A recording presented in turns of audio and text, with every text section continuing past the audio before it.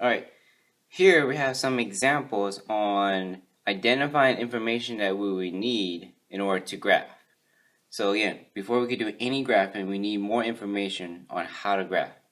So on the left, I wrote a linear equation, and on the right, I wrote a linear inequality. Now you can take a closer look at them. They're almost identical. The only thing difference is that the equation has an equal sign. The inequality sign has this type. So that's the only thing different. But in regards of finding slope and y-intercept to use for graphing, it's the same. So let's take a look at the linear equation. My slope is the number in front of x. So I repeat, my slope is the number in front of x. So I write m equal 3 over 4. So see how I wrote my number for the slope? I didn't write the x because again, slope is just a number in front of x. So I'm going to write right here, my slope should be the same. So m equal 3 over 4. Now, when we have slope, in terms of graphing, we look at the top number, the numerator. Since this fraction is positive, our numerator will tell us to go up 3 units. So, up 3 units, up 3 units. If it's positive, we're going to go up. Now, if it's opposite, meaning negative, you're going to go down.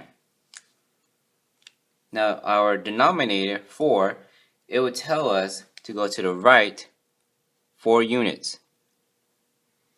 And we're always going to have the denominator, the bottom, to tell us to go to the right. Unless, if you're going in the opposite direction for graphing, then you must do the opposite for both of these directions here. So, if you're doing the opposite, let me write right here. Opposite, 3 over 4. So if you're going to do opposite in terms of graphing, you must do the opposite of going up, which is down. And then you must do the opposite that's going right, meaning left. So the same thing here. If you're graphing in the opposite direction, 3 over 4, since the first one is 3 going up, the opposite is 3 going down. Since the denominator is saying 4 to the right, the opposite, 4 to the left. Now, the only time you would do opposite directions is if you have no room to graph. I repeat, you would only do the opposite if you have no room to graph. If you do have room, then I would just follow these directions. That's all it is. Now next, we're going to talk about the y-intercept. Y-intercept. The y-intercept is a number that's by itself, so meaning no variable, it's just a number. So minus 2. So my y-intercept, or should I say the coordinate of my y-intercept, is parenthesis 0, comma, negative 2. So it's going to be the same thing here. My y-intercept, it will be a coordinate using negative 2. 0, comma, negative 2 in parentheses. So the coordinate of my y-intercept is at 0, comma, negative 2. So you're going to plot this point first, and then starting from the y-intercept, you're going to use the slope to direct you in graphing your lines.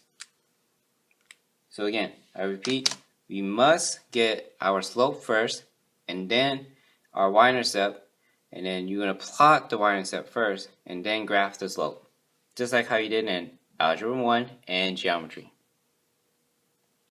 Alright, I gave you another example of a linear equation and a linear inequality. Now, if you have a negative slope, then that means we're going to go in the opposite direction. Opposite than the previous example. Now, here's this problem we have right here. In our linear equation and our linear inequality, it's a whole number. Now, when it comes to graphing with slope, we have to have it in a fraction because the top number tells us to go up or down, and then the bottom number, the denominator, tells us to go to the right. So if you have a whole number, what you're going to simply do is just convert it to a fraction, meaning put in 1 underneath this whole number. So I just simply put 1 underneath the 4. Now it's a fraction. Alright, let me identify the slope in the linear equation. So m equal negative 4 over 1. And then my inequality, the slope should be the same.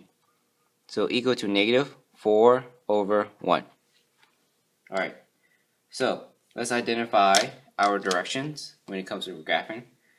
Since our slope is negative, meaning that negative 4, since it's negative, it's going to go down 4 units. And then our denominator is going to tell us 1 unit to the right. So same thing here. We have a slope of negative 4 over 1. So negative 4, the top number, or our numerator, will tell us to go down 4 units. And our denominator, it will tell us to go to the right 1 unit. So, to review, if you have a negative fraction, it tells you that the numerator, the top number, will go down. If you have a positive fraction, then the top number, or the numerator, will tell you to go up. So make sure you have a note about that. Make sure you remember that. Alright, next, our Y-intercept, which is the number by itself. So our Y-intercept is going to be coordinate of 0, comma, since it's plus 3, positive 3. So there's our coordinate of 0, comma 3. Same thing here, plus 3. So our Y-intercept will be parenthesis 0, comma, positive 3, close parenthesis. That's our Y-intercept. Once we get that information, I'm going to plot the Y-intercept first, and then I'm going to graph according to our slope. So make sure you have this in your notes. Make sure you know the information on graphing the lines, and then how to graph a line using the slope, using the Y-intercept.